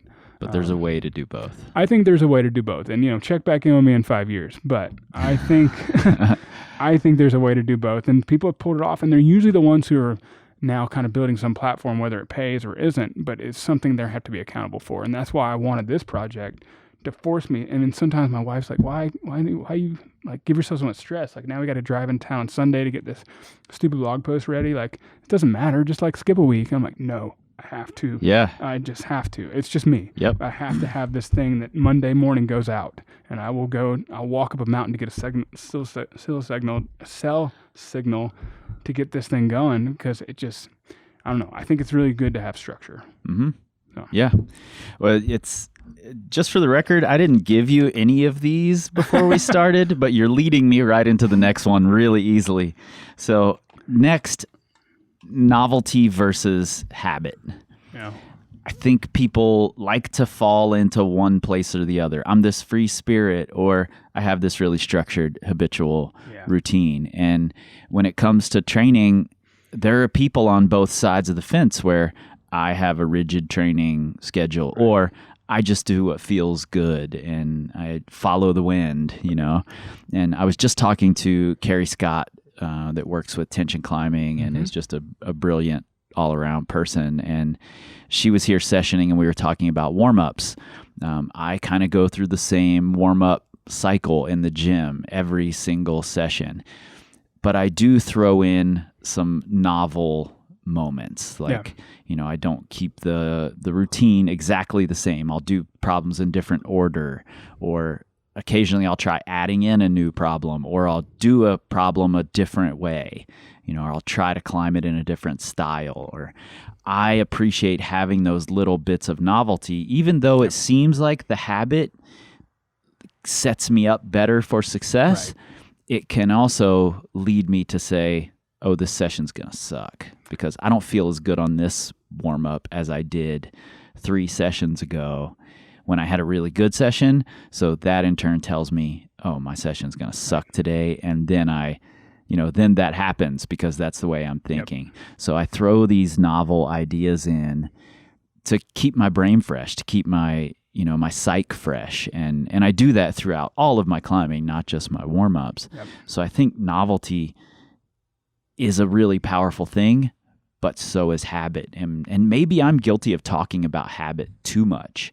Me too. And not putting the novelty into play. So I 100% agree. From me as a climber, I think, and a lot of this personality, obviously this is my personality shining through, in that I'm like very structured and kind of type A in that way. And I'm definitely that way as a climber. And, when I was working, I definitely had my days that I climbed outside or trained, and it would take an act of God for me to miss those. Yeah. I didn't care how crappy I felt. Like, that was maybe a strength, but also a weakness, because I wouldn't just be flexible and just say, today's an off day, I'll come back tomorrow. It's like, no, Wednesday is the day. I have to hammer at it and right now. I'm going to hammer at this thing at risk of injury, or just, at risk of just being all butthurt about it, and just do it anyway. And in life, I completely agree. I think I've gotten a lot more out of just being a little more loose, which is why we're traveling now. And that actually, I had a lot of fears about this because I didn't have my very controlled world around me. We didn't have an agenda where we're going to go and how long we're going to be there. And that is very much with the breeze and not me. But I've always also admired people who can do that, who can just be like, I'm going to be in Lander for a few weeks and then we'll just see. And I'm like, I can't. I need a date on the calendar to move. And so I think it's been really beneficial for me to be out here. Like, I took down my home wall. I have no training space. That was like almost brought a tear to my eye. I'm like, I don't have this like thing. I don't even want to think about that right now. That I had to take away that element of like backyard structure and just be like, I'm just going to climb outside and we're going to follow the weather. And I'm like, oh God, this might go terribly. I might be a really bad climber and I might lose all my fitness and strength because I don't have like this thing. And so in a way it's been good. And it's also been good from like, maybe not finances, like, because that's all automated, but in terms of the work I do talking about them, to not be looking at like website statistics all the time. Sure. And things like that, like metrics, because, maybe you and me both are very much metrics kind of people. We want to see numbers. We want to see statistics. And because I'm out in the middle of nowhere and I can't check this stuff compulsively, it's actually been nice. And the world keeps going around without me looking at it all the time. And so, I mean, a week and a half in, 2 weeks in, so far so good. We'll see how long it lasts, but it's been hard for me to kind of take that part of my personality and just kind of like pin it to the wall and say, chill, dude, just kind of go with the breeze for a little bit. Yeah. And also, I'll say money wise, I'm a person who very, very rarely buys anything for myself that's not this super practical, habitual thing, and my wife is the opposite. She's really good at buying things that are just going to make her happy. Yeah. And I admire that in a lot of ways because I don't do it. Yeah. And for me, it's like I can justify it away by I can buy new holds for the wall. Right. And that's a thing that makes me happy, but really it's also a practical thing that's going to help my training, Yep.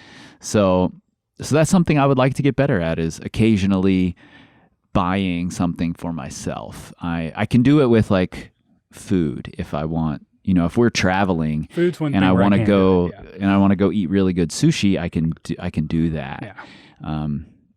But when I'm home, it's harder for me. So yeah, and I think there's a lot of personality. Like, your wife's a very outgoing personality. There's like a lot of science in this too, that typically the more extroverted personalities spend more freely. Mm-hmm. They feel that love and like gifting and things like that. Yeah. Whereas the introverted bunches like me, probably you, Yep. we're very practical on our spending. We're Mhm. like, we're not out like charading the world with gifts. We're not out just like, oh, let's go have a big time, all on me, But so maybe that will resonate with some people who have struggled with money. Like there are some personality things that, it's going to take more work, and you shouldn't feel bad if you have a personality that just loves to spend. And I've seen that in my own life and people I've worked with on this stuff.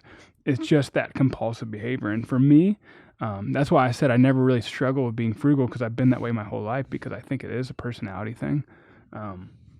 But if you can find that sweet spot and see, like me and you, maybe we need to find that kind of more loose, kind of loosen up the reins a little bit and make life enjoyable and sustainable. I think there's a sweet spot there for sure. Yeah, I think so too. All right, I got a few more here. All right. How about hard? And this one sort of ties into the first one we did, but I think there's some differences. Hard work versus not working, and I mean that in a metaphorical sense as well as in the literal sense. Mm-hmm. And I'd love for you to talk about it in the literal sense, actually, since you've quit your job. You've moved out into the road. And the way I see it in climbing is, we climb because we love it and it doesn't feel like work. And I hear this sentiment from a lot of people that, I just don't want it to turn into work, Right. But in reality, we go out there and we try really hard on something, and that is hard work. Yeah. You're putting hard work into this thing you love, and I can take that and take it into the gym and translate it into, I want to work really hard in the gym so that I can go outside and not necessarily have to work as hard Right. at this thing that I want to do, this specific thing out there that I want to do. So I think there's value in working hard towards something and in not necessarily working hard towards something, letting some things happen or reaping the benefits of prior hard work. Yeah. So how do you feel about that when it comes to money and finance? Yeah, so I mean, I think a lot of the hard work is usually up front, and this is the beauty of finances versus climbing. Climbing, you kind of have to show up and keep doing hard work always. I think, I'm going to have to speak generally because everyone, again, getting back to the personality thing, Sure. Like, if spending is hard for you, the hard work is going to be reining that in, and that's going to be very much against your personality. It's going to take a lot of habit changing. It's going to maybe take support of a spouse. That's hard work, and you're gonna have to keep showing up on that. For other people, it may be facing this psychology of investing. There's so many taboos around investing, and so it's going to be really hard to educate yourself and feel like you have a plan and to stick to that plan. That's hard work. Mm-hmm. Honestly, once you get it up and running, like I said, there's so many automations. These companies make it easy to invest your money there. What's hard is sticking to that plan when things are falling apart. Right. That's hard work. Even though you're not doing anything, doing nothing is hard in that situation. Mm-hmm. Like just letting the world kind of like blow by you and just taking the strong wind right to the face. That's the hard work on that stuff. And hard work for you. It may not be as hard for someone else. The hard Right. work for them might be setting up the automations Right. and just allowing it to be automated. Yeah, and I see that too. People were like, okay, tell me exactly where to go and what to buy. And I'm like, I'm happy to help with some degree of that, but it's like, also it'd probably behoove you to do some research. Yeah. Before Yep. you just put your life savings into what I said to do. Yeah. Where I said to do it. Maybe read a book, maybe read a few other blogs, like I don't mind helping people, but I want you to know that, this is still serious business. Like this is your life savings. Yeah. Like it might not hurt to spend a day or two. Like I say this stuff's easy and it is easy. Doesn't mean I haven't spent tens, hundreds of hours reading about it just to make sure, especially on the early retirement plan. Like I'm quitting my job, I better make for damn sure I know these systems work, and that this system of how much I can withdraw each year works, and that the system of how much my money will grow and how many like multiples of my yearly spending I really need, and like what's the historical precedent for this sort of economic event. Like I spent a lot of time studying that stuff. And because I did, when those bad times come, like in February, I can be like, well, I studied like hell 2008. I know exactly what that market crash looked like. I knew how long it took. I kind of can envision the mentality of people 1 month in, 5 months in, 1 year in, what they would be thinking. And because I studied those charts and read the headlines, and I wrote a post about this to kind of remind people of this back in March, like, remember in February or in 2008 how bad things looked and then how good they got? We're living that now. And so I think, it's one thing if, Chad can tell you what index fund to buy and where to put it. It's a whole different thing entirely if you haven't put in that hard work and all of a sudden things begin to tumble and you don't have a mental precedent for this. So it's easy to get it up and running. It's harder to keep it running. So I like 2 more. And these are a little bit specific to you and I. First one is the security of a home versus living on the road. You're on your first, got rid of the home, headed out on the road, and you're learning that, figuring it out. I learned it not long ago, just a few years ago. I joked that I was living my 20s and my 40s, and and got to, I drove away from my house. I gave the house to my daughter to live in. I drove away from it. She stood in the driveway crying, waving early one morning at 18 years old, 19 years old. And it just felt like this totally backwards thing, Wow, I would have thought you'd have done it prior to then. No, I worked constantly. I never had a trip longer than 2 weeks before just a few years ago.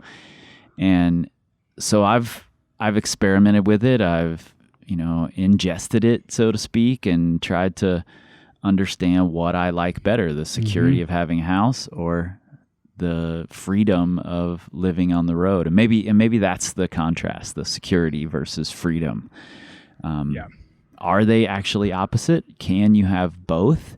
And can you find the security of a home while living on the road? Can that be a thing? Well, to be continued.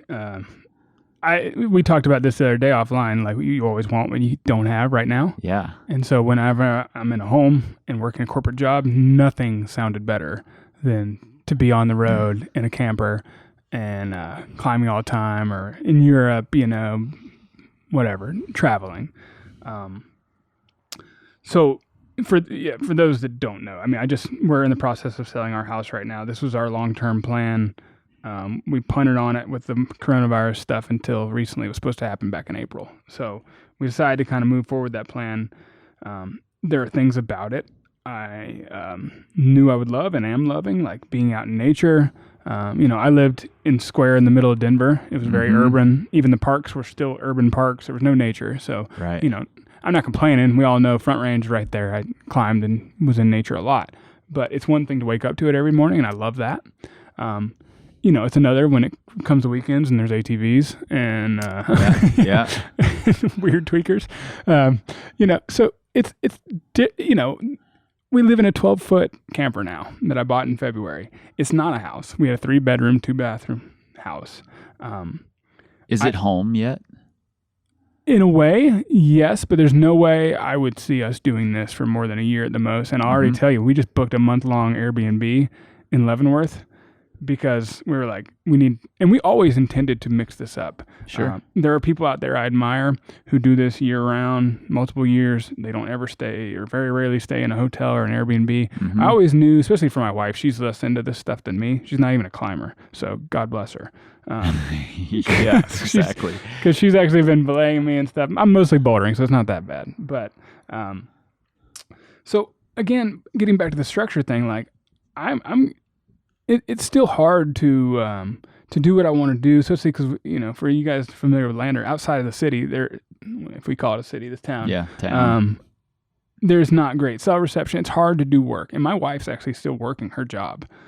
She cut her hours down to 30 hours, but that's hard. I mean, she's like literally sitting in this camper, in the sun or out in the field trying to get better reception, moving around her little satellite thing. I can't impress upon people who've never done this that it's not all like, milk and honey.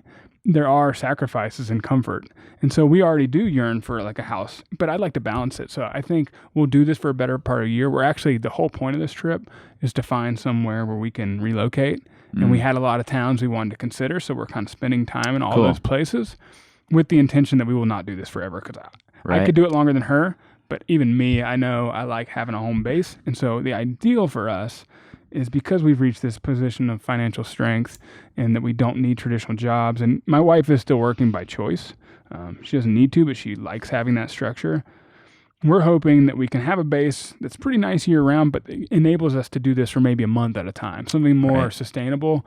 We can kind of be like, okay, it's the depth of winter, the heat of summer. Let's go to Squamish, or let's go to, I don't know, St. George or Waco or something like, and enjoy where we live most of the time. Maybe get a good, fairly reasonable year-round spot, but then have that flexibility to kind of, do this in little allotments, maybe up to 3 to 6 months a year, but not all in one go. Yep. So I think that is a kind of a happy, sweet spot because for me personal, I didn't get this as a kid, just like you. I did all the right things. I went school, work. And I always resented that I didn't have that period of like youthful travel and exploration. Mm-hmm. And so I knew I needed to do this in reverse. And you've said it. And I always talk about Chuck and Maggie Odette. I think they have a great story of, and maybe they did it in the past, but they're definitely doing it now in their 40s and 60s. I always thought, I think you can get more out of it then too. I mean, you're a little bit more knowledgeable of the world. Maybe you're a better climber because you didn't just like, some people, they're like at 20 years old, they get into climbing and they immediately want to hit the road. And like, well, that's going to suck. You're going to waste the whole year climbing 510. But you can get out, be a little bit more knowledgeable in your sport, more knowledgeable about yourself. I think this would look very different if I did it at age 21 than now. That's for sure. Yeah. So I don't know. I like what we're doing so far. We're 2 weeks in, so I already know we're gonna mix it up with some more comfortable accommodations, and we're happy. I had to bite the bullet big time to book a month in Leavenworth. It is freaking expensive, but again, getting back to like value spending, oh my god, it was like way more than our mortgage ever cost. That's for sure. Yeah. But it's the price you pay but for most of the year we'll be living practically for free, so it's worth it. Yeah, and I've had a really similar situation to how you're planning your next years. We took these long trips. We found the frustrations pretty quickly. Yeah. I can work from anywhere, but I need the internet. It's just a necessary thing. And even in places where there's internet included in your camping, or in Waco, the Rock Ranch has okay internet, but when everybody's on the internet's not okay anymore, and it sucks to be there. And, so I'm learning things like figuring out how to use hotspots unlimited, and, traveling to Australia, the internet there sucks in general, even in the Airbnbs. A lot of places out of the U.S., we take for granted how good the Wi-Fi is here. Yeah. And then you end up with this frustration. Like this is the level of productivity I'm used to. Now I can't be that productive. Now I'm frustrated. Now I'm not happy, 100%. And so I really do love the home base with those bits of freedom. And I think we're seeing a lot of people, a lot of pro climbers, Jonathan Segrist and Alex Honnold buying houses and, finding home bases. It makes me feel good to see that. It puts some normalcy into the climbing life because, and these guys can attest to it. They had lots of fun and obviously became fantastic climbers because they were able to travel and climb in a lot of different rock and a lot of different places. But, getting back to sustainability, like there ain't too many people doing that 30 years on, So I think security and freedom are not mutually exclusive, and there's a sweet spot for all of us, and you just have to find the one that fits you best. Yeah, and it's funny timing. I'm going to publish a post on this tomorrow. It's, we're living in this pandemic where everyone's working from home that can. Right. Those privileged kind of white collar jobs that are internet based. My wife's one of them. And I think there's going to be a bigger movement towards keeping that more permanent. Oh yeah, Obviously, definitely. people have already seen the benefits if they hadn't considered them before. So I think it's going to, and I kind of put a little word of caution in there, like, well, careful what you ask for, because if you think you can just hit the road and just project to the end of days, there are challenges with this. I can tell you from just being out here with my wife and even my limited, necessities on running this website. It's hard, and just be wary of what you're getting into. If you think you can just head out on the road and work 40 hours, like, you're going to put more time into it than 40 hours. Just running around trying to find signal and that sort of thing. So it's something I think will be happening, but it's very different to wake up and just go into your office where your computer's all set up and you got a nice clean table and it's climate controlled and great Wi-Fi, than to be out in a camper or a van or whatever, driving around town trying to find LTE. Yep. Totally. All right, last one, and we've talked a little bit about this. But I kind of want to close with it because I think it's this overarching idea of, how you deal with your finances, especially over the long term. And it's the overarching idea that I try to teach in most of our workshops, whether that's to climbers or to coaches or, whatever. And that's success versus mastery. Climbing is this really success-based sport. We do the move, we send the boulder, we win the comp. We're constantly looking for successes and building this string of successes, and that's what gives us worth, gives us value. Yep. And ultimately, I think mastery is this. It's almost a pursuit of mistakes. It's a pursuit of not succeeding. And a slower pursuit. Yeah, and learning why we aren't succeeding and how that relates to how we do succeed, and trying to make all the mistakes now so that we aren't making them in the future. Getting good at recognizing when those mistakes are happening so we don't continue making them. And I think that's hard for people to grasp, because if we get on the 512 now, we might send it in a month, right? But if I am only climbing 511s for 6 months, that seems like it's not success, However, then once you get on 512, you send it in a couple of tries, and then you can send 10 of them in that month that this person is taking, because they're so focused on success and not mastery.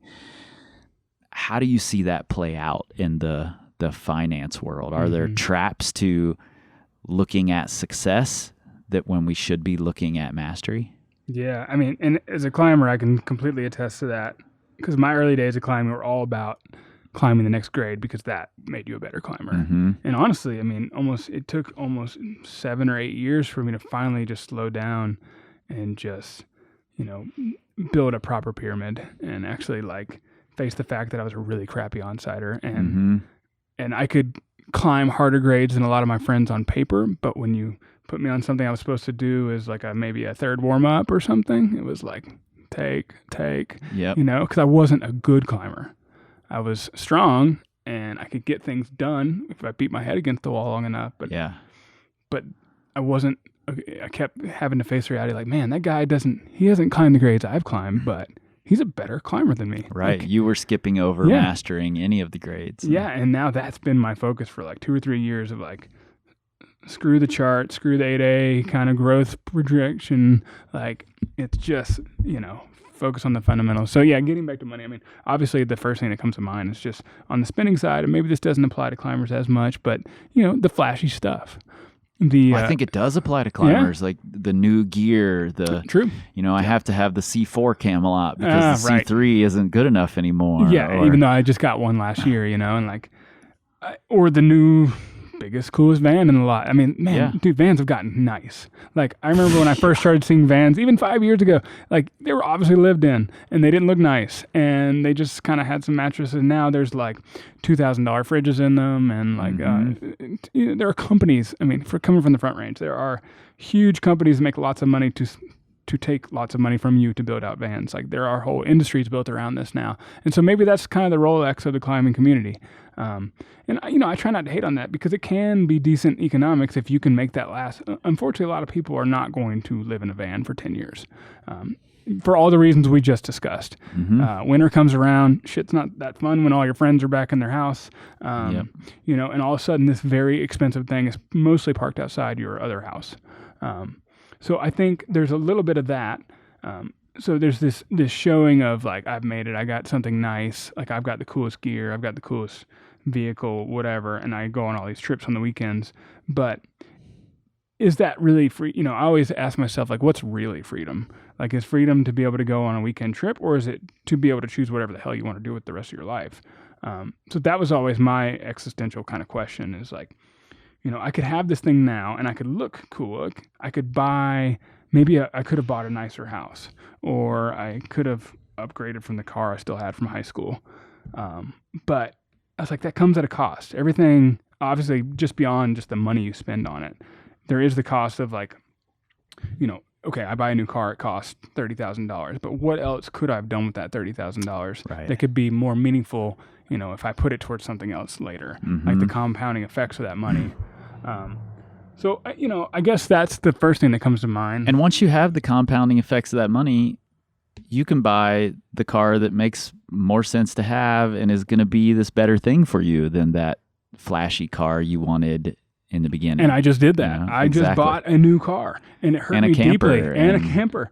But we weighed the economic options. We knew we were going to travel for probably a year. And I was like, well, we could just keep our crappy Subaru and we could stay in Airbnbs. And I quickly realized that was going to cost us as much or more as a new car. And I was like, well, economically, I could maybe not make out this year, but then I'll have this thing that I can use for many years on. And so it starts to make economic sense. But I think we just have to kind of give it that 48 hours of thought. And people tell you about this all the time, like, I forget who originally talked about this, like put something in your Amazon account, put it on your wish list, come back to it in 2 days, see if you still want it. I do this all the time. Yeah. And most of the time I delete it out of there. Believe me, especially running this website, I had a lot of misgivings about buying a new car. I was like, oh my God, like I'm totally the person I've said not to be. But there are times when it makes sense. And I went through the motions. I had like a couple of literally sleepless nights. Like, what am I doing? This is so much money. But, we made a decision, and actually we're really happy with that now, and we'll see how it goes. So I'm not saying like that buying stuff is wrong. It's like, are you doing it for the right reasons? Are you doing it to, does it make good economic sense? Does it make you happy? Or is it, there's FOMO spending, like kind of keeping up with the Joneses kind of stuff. And that applies to climbers just as much as it does the suburb and the white picket fences, Yeah. And sometimes, I think embracing the chase success versus chase mastery is totally okay. That's also a part of mastery, is not only building up the mistakes, but building up the successes too. Yeah. And,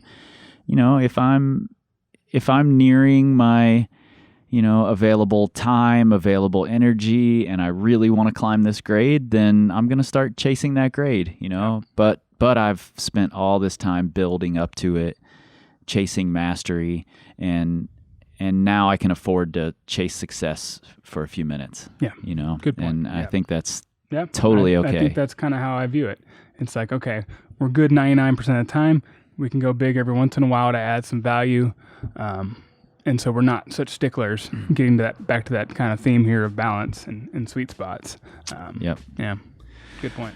Well, man, this was awesome. Yes, I appreciate you embracing the slow lightning round. It's good to talk about. You don't get too many times to get a microphone stuck in your face to talk about money. So yeah, and I like I like that you can take something as taboo as money and frankly as hard to talk about as money and break it down in terms that climbers are understanding. And I think your blog, your website is a really valuable resource that people should be checking out more. We all have these dreams around climbing, whatever it is, whatever your dream out there is, whatever situation you want to build toward, it's going to cost money in some way, shape, or form. And why not have that handled? I want to have my finger strength handled so that I can focus on my movement. So why not have that money handled? And like you said, the best time is sometime in the past, but second best time is now. So. Yeah.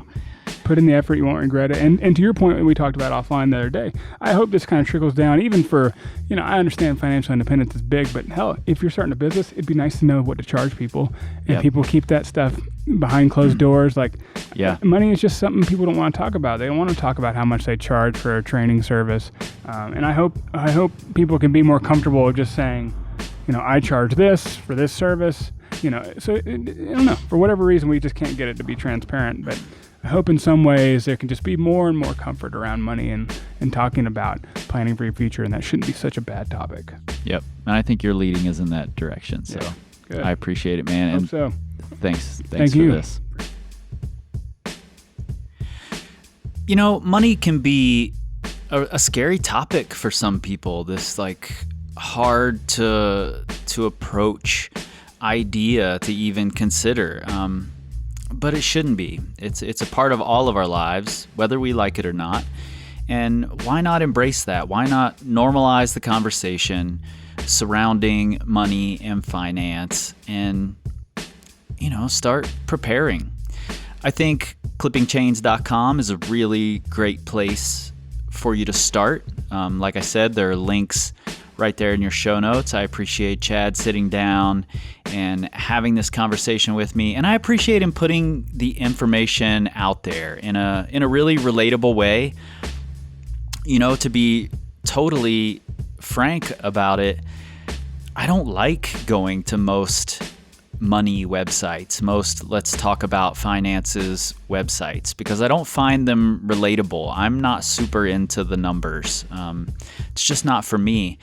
But I do, every single time I see that Chad has a new post out, I go and I read it, because I think he speaks to me in a really relatable way, something that I understand, I look forward to reading, and I look forward to putting into practice. So if you fit into that same conversation, head over there, clippingchains.com, and start learning.